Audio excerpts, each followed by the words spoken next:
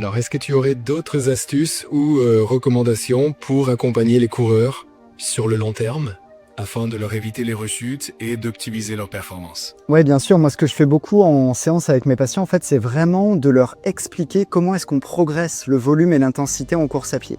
Parce qu'en fait, l'erreur vient de là. Si vous n'éduquez pas vos patients, si vous ne leur donnez pas en fait des fourchettes de progression dont on sait qu'elles sont relativement sécures, en fait, ils n'ont pas trop de repères et c'est très difficile de progresser son entraînement, de progresser dans ces séances en termes de volume et d'intensité si on n'a aucun repère.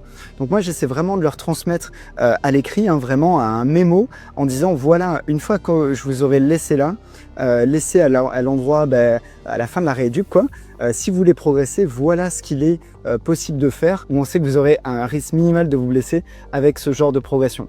Il y a aussi l'aspect traitement et soins du sommeil. Donc vraiment, j'engage les patients à calculer leur chronotype. C'est vraiment la pierre angulaire pour commencer à avoir un bon sommeil. Et ensuite, on parle aussi parfois de nutrition.